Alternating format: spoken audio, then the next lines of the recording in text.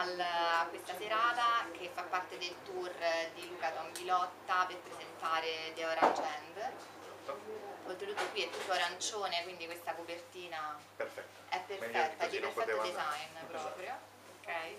Allora, come la copertina un po' suggerisce, è un thriller questo libro. Non vi svelerò molto della trama perché con le letture di thriller giustamente piace avere i colpi di scena, esatto, scoprirli per sé. Però diciamo, è un thriller anche particolare perché è molto ironico, il protagonista che è un po' anche autoironico, sì, esatto, e anche un po' sbadato, si ritrova invischiato in delle cose, sicuramente in degli eventi molto molto più grandi di lui, dove ci sono in gioco degli interessi importanti di multinazionali. Oltretutto il tema è molto molto attuale perché visto che in questi giorni purtroppo forse infatti di multinazionali farmaceutiche in segreti atroci, direi, sotto molti punti di vista anche morali e umani, e soprattutto, e questo poi vi chiederò di intervenire perché l'altra volta me l'hai spiegato così bello che anche io ero rimasta appassionata, folgorata, perché si ritroverà in mano dei documenti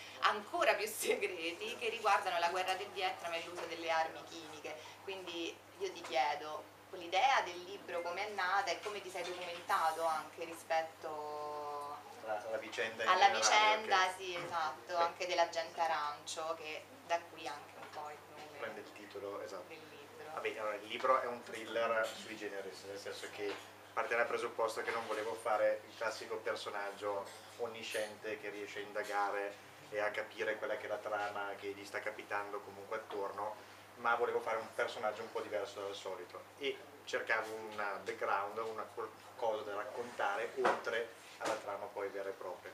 E sono appassionato di storia, quindi da lì partiamo su una base di conoscenza minima, comunque buona, e l'idea di parlare della guerra in Vietnam mi è nata perché sono un maschietto, quindi mi piacciono le guerre. So che è brutto dirlo così, però fondamentalmente è quella la mia passione primaria.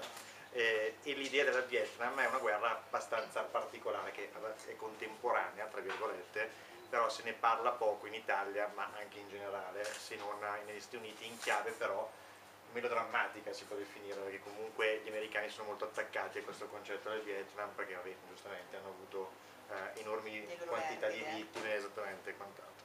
Però hanno avuto questa, diciamo, noncuranza di utilizzare questo composto chimico che si chiama agente arancio durante il conflitto, che è un defoliante chimico. Semplicemente un defoliante che veniva irrorato sulle piante per, diciamo, conquistarsi dei territori più facilmente nella ricerca dei Viet Cong durante i combattimenti, ed erano 7 i composti chimici utilizzati durante la guerra. Di questi 7 uno era l'agente arancio. La differenza qual è? Che gli altri 6 erano stivati in barili normalissimi di metallo, non colorati. Il composto chimico, sia l'agente arancio sia gli altri, sono incolore e inodore, e quindi in teoria è difficilissimo distinguerli, sembra acqua piovana tranquillamente. L'unico composto chimico messo a disposizione con un colore diverso era quello agente arancio. Morale della favola, questo composto chimico ha creato una marea di vittime, oltre che nascite di bambini con problemi fisici enormi. Parliamo anche di bambini, adesso non voglio entrare nel merito visto che siamo in orario aperitivo, quindi non vorrei bloccare la digestione a qualcuno, la prossima digestione, però bambini anche nati comunque senza cervello, giusto per far capire la tipologia delle gravità di quello che parliamo. Quindi l'idea di inserirlo all'interno poi della trama non mi dispiaceva, anche per raccontare un po' di storia vera, quindi con fatti concreti, oltre che la finzione poi della narrazione stessa del libro. Sì, poi non pensate che sia un libro tragico, cioè è scritto con grande ironia e c'è questo personaggio che sei riuscito sicuramente a renderlo particolare. Secondo me assomiglia un po' a te. Me lo dicono spesso. No, perché poi il personaggio in realtà è un giornalista di cronaca nera e tu lo sei stato.